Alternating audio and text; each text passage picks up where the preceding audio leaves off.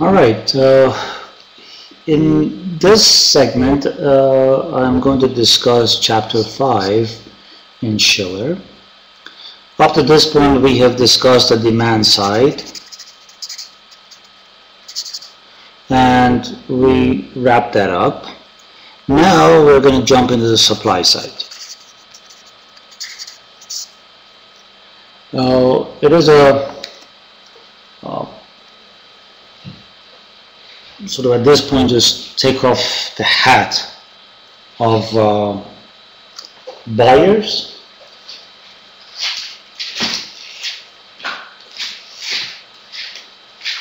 and put on the hat of the sellers, providers, suppliers, and so forth.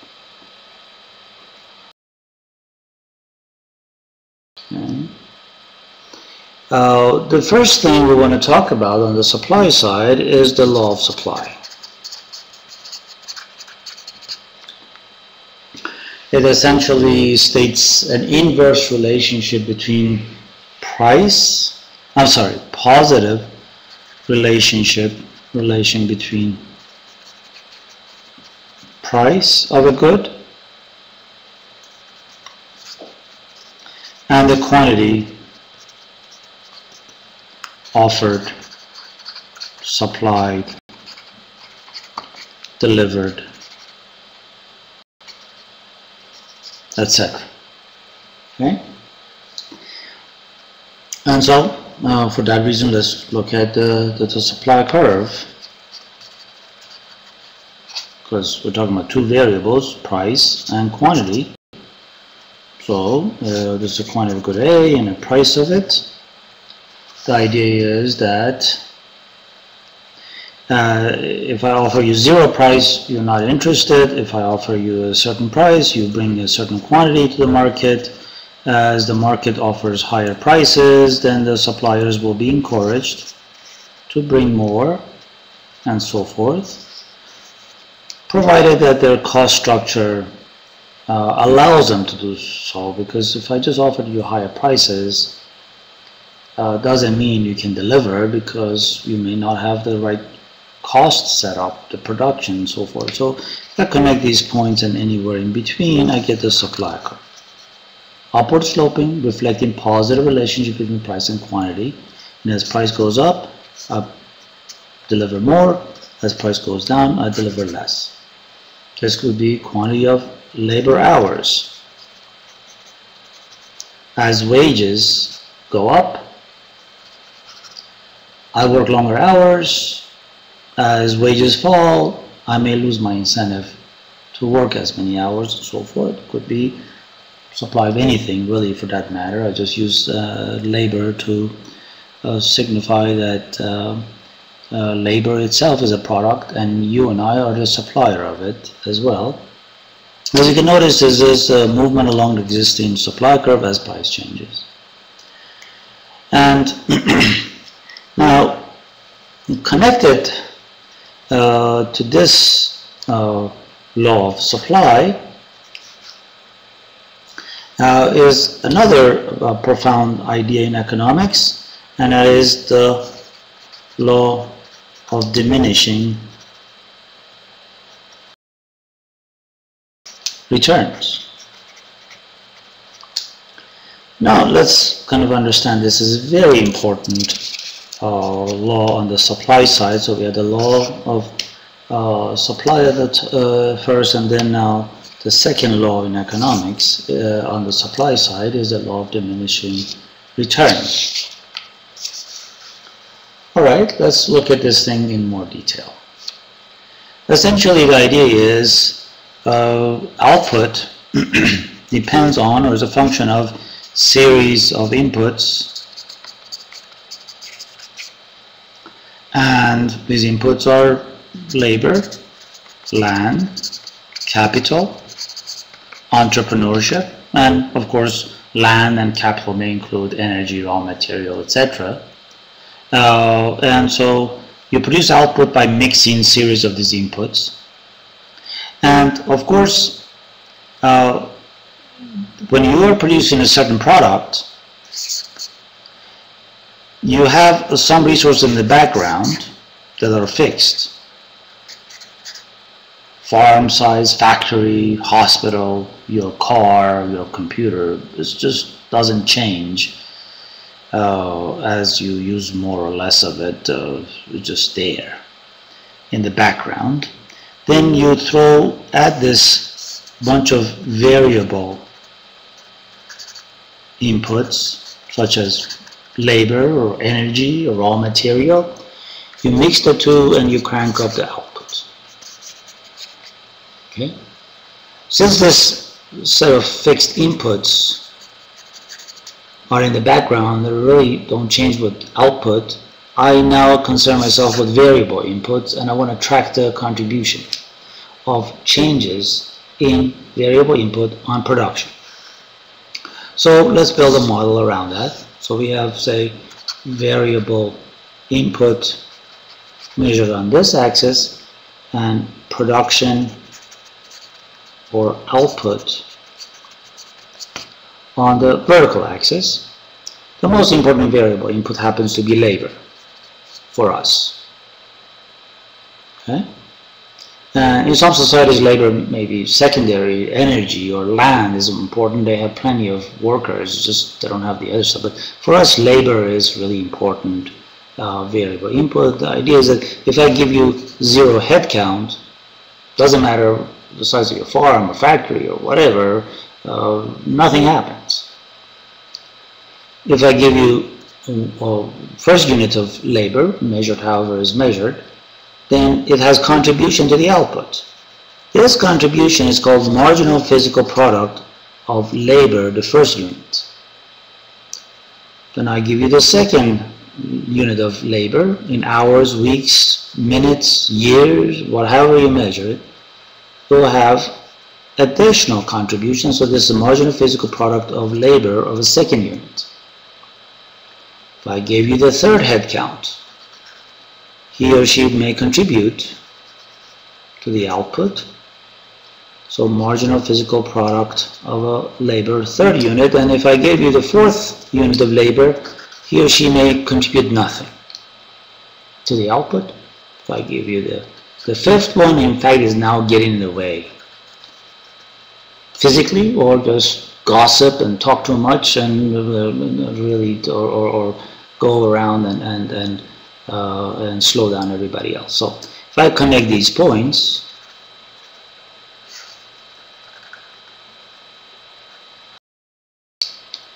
I get basically output initially as a function of bunch of things, okay, I call it things, and some head count, some amount of labor. All right. As you can see, the marginal physical product of labor is shrinking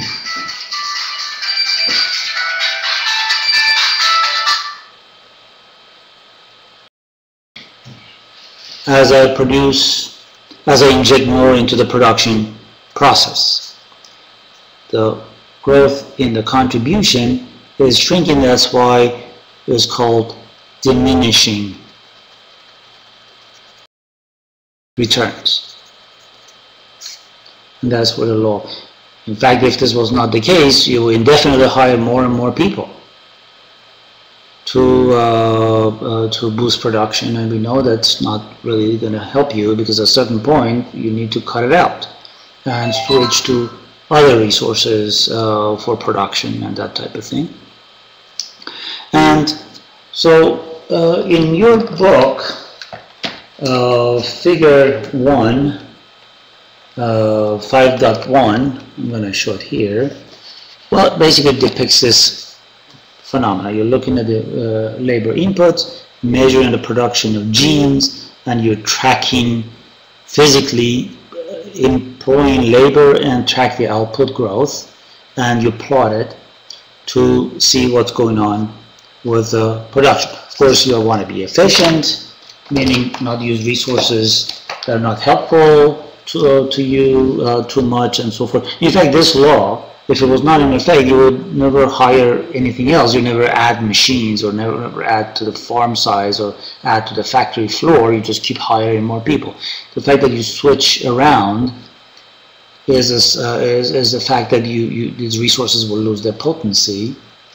And of course, the physical limitations that these fixed assets will impose will determine the sort of upper limit of your production. A farm has a maximum productive capacity, and you can add labor to it, you can add fertilizer to it, you can add moisture to it, but at the end of the day, a factory, a copy machine, a computer, a car, or a factory and a farm, all will eventually have a cap that is imposed upon you by this physical limitations and so forth. And now, because we have variable input or inputs, and we have fixed inputs, then obviously we will end up having variable cost and fixed costs. Very logical conclusion to draw from here. And so the variable costs are costs that change with production. Okay, that's simple.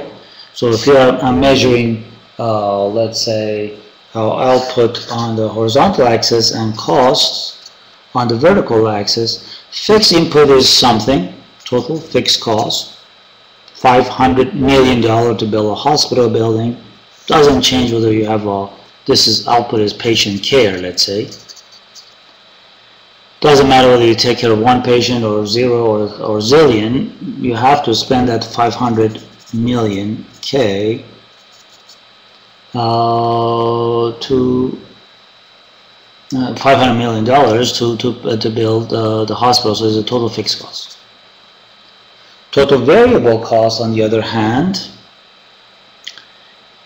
it rises as you produce more, but as you get a hang of things, it rises at a slower rate until you really grow too much in your production process and the headaches begin to kick in and the variable cost begins to rise. This is total variable cost. I'm sorry.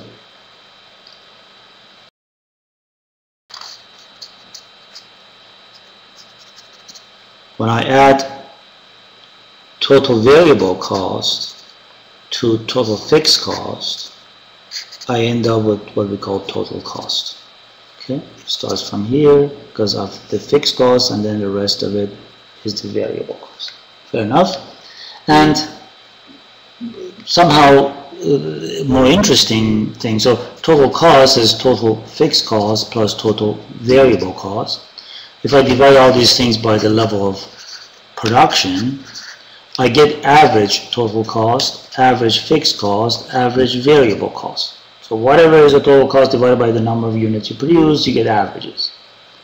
So in terms of average total cost, output and average cost, if you have numbers and your book, figure 5.3, and the table that accompanies that will give you the shape of the average total cost.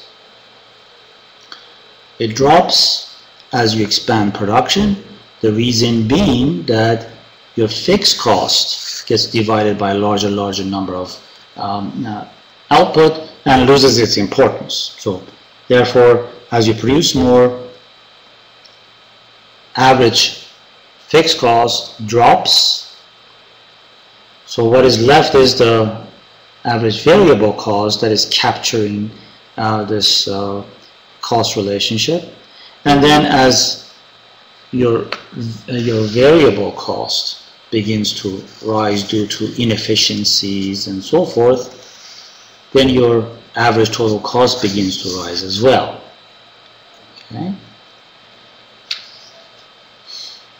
Now, once again, marginal physical product of input, such as labor, is defined as change in output. Change in output when you change labor by 1 unit. Okay, and by the same token, marginal cost is defined as change in total cost as you change output by one unit. So marginal cost is how your overall cost changes as you produce 1 more unit of output. Okay. Now let's continue with this discussion and see how they all tie up together. We had the supply curve and the market model, quantity and price and supply. We have this production function, which is again variable input and output. Remember, these are like, in this case, as we said, labor, with this production function. Okay. Now, what if for the same 1 unit of labor you use, you manage to get him or her to be more productive? Give them better tools, motivate them, something, scare them. They're producing more. So therefore, same thing for a second unit, produces more and so forth. So if I connect these, this is my original production function, is now new production function as a result of higher productivity. Higher productivity means more output per person or per labor input, which means that no matter how much the market is paying me, I before supplied this quantity. Now because my workers are more productive, I can bring more to the market. If by the same token I lost productivity, workers are demoralized, they're not motivated, they don't have the updated tools, they're tired, they're getting old, whatever the reason, they have too much on their mind, same workers are now giving me less. If that's the case, doesn't matter how much market pays me, I'm not able to produce as much. My supply shifts to the left. And so, by the same token, now let's look at the cost, output and cost. This is my average total cost, initially associated with this productivity, which in turn help this level of output. Now I boost productivity. What happens to my cost structure? Well, it drops.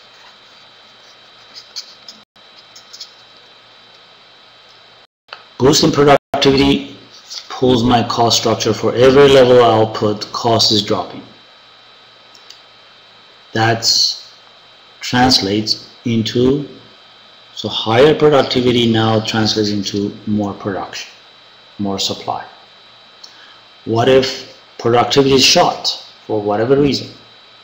Cost structure begins to rise.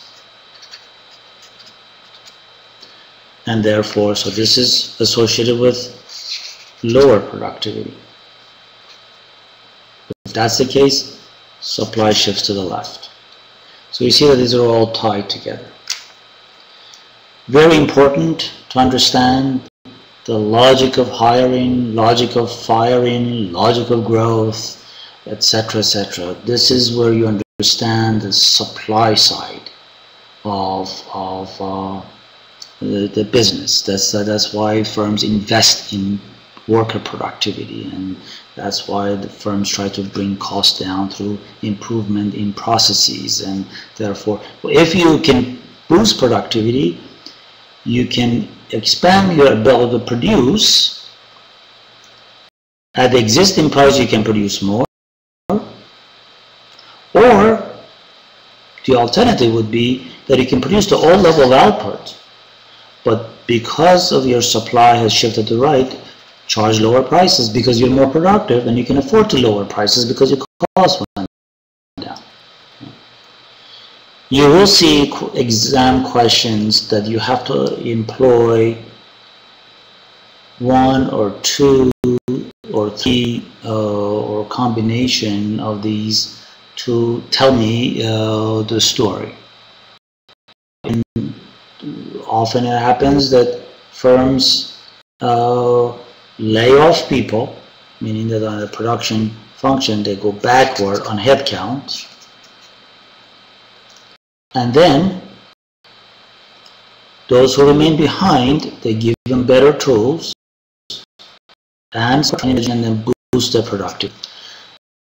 That is what we see, that the firms offload people and then retool the existing ones who remain behind, and that way they improve their production and improve the profitability, and yet we have an unemployment in the background rising, which we have seen that in recent decades, in the US in particular. Okay? The discussion on this topic you will find in figure 5.5. And by the way, this marginal cost is also the supply curve of the firm. That's why in figure 5.5 you have marginal cost, or we'll call it marginal cost 1 and marginal cost 2. These marginal cost shifts to the right is the same thing as supply curve shifting to the right. Okay. I'm going to pause here because the next I'm going to discuss problems that I have assigned, problems 1, 2, and 8. But I would like for you to first attempt to address those problems before you finish listening to the rest of the discussion, so that you can check yourself against the understanding of this material. So you may want to pause, go and do problem 1 and 2 and 8, struggle with it, and then come back and listen or view the rest of this podcast or recording, and kind of see whether you are on the right track. Okay. Now, question 1: what is the marginal physical product of each successive workers in figure 5.1? Well, the first one, first unit of labor produces 15, so marginal physical product is 15. When you go to 2 units of labor, the output actually is boosted higher to 35, so the second worker is giving you 20 more units of marginal physical product. So the question 1, the first labor marginal physical product of the first labor is 15, so second one is 20, then the third unit of labor only adds 10. So third unit, the marginal physical product goes from 35 to 45, this is 10, and the fourth unit goes from 45 to 50, so it's 5. Between 5th and 6th, there is no additional, so marginal physical product is 5th and 6th is between 5 and 6 is 0. And then if you hire beyond 6, and maybe try to figure out here visually. So between 5th and 6th is only 1 more unit of product. There's a table right above the graph. But between 6 and 7, there is no change in output.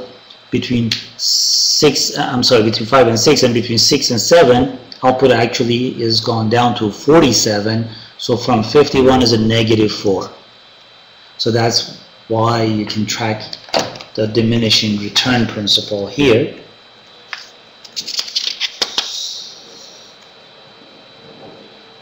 Okay. Question number 2. Compute average fixed cost and average variable cost in figure 5.3. Okay. For all rates of output. At what rate of output are average fixed costs the lowest? Well, you really need to use the table below, although you could use the numbers on the graph, but it's easier to actually, because the graph is a product of the numbers in the table below the graph.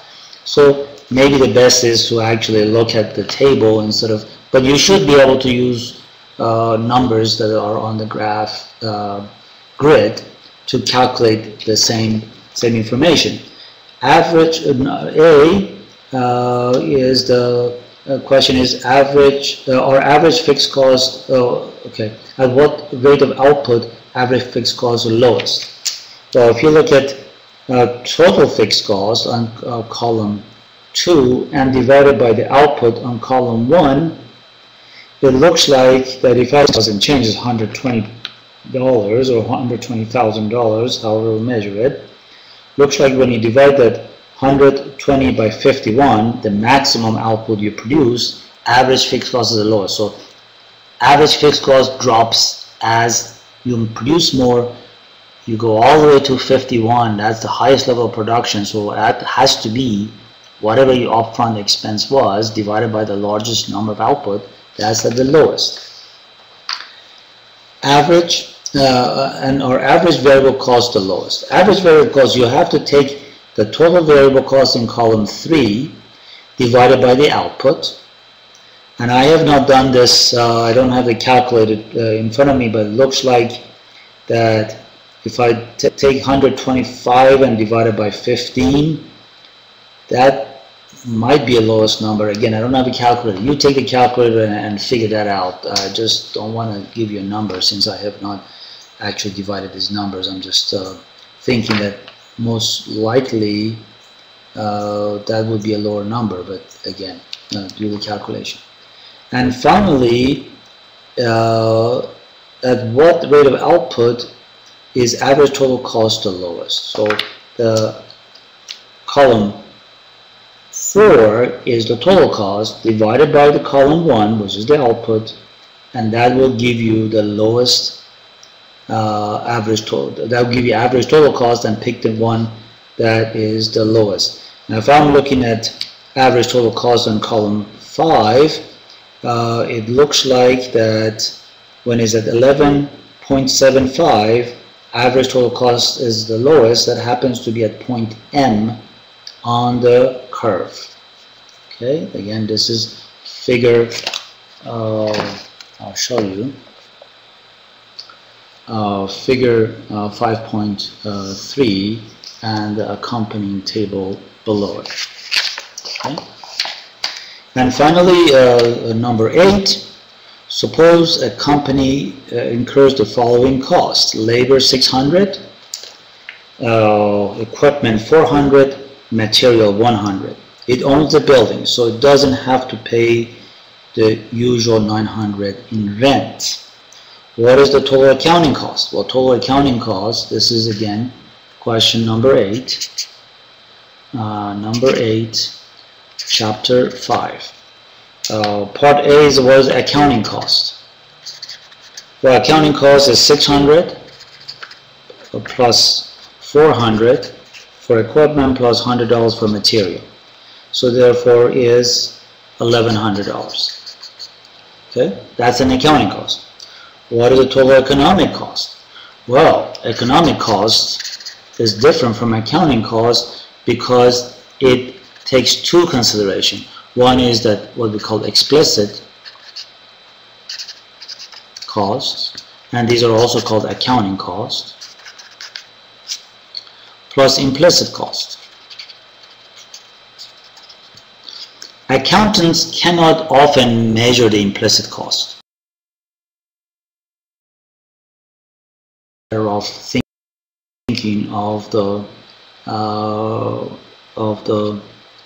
broader understanding of the cost. So this is explicit plus implicit. Explicit is also called accounting cost. Implicit are the costs that accountants usually don't write a check for. In this case, if the rent happened to be $900, then the economic cost is $2,000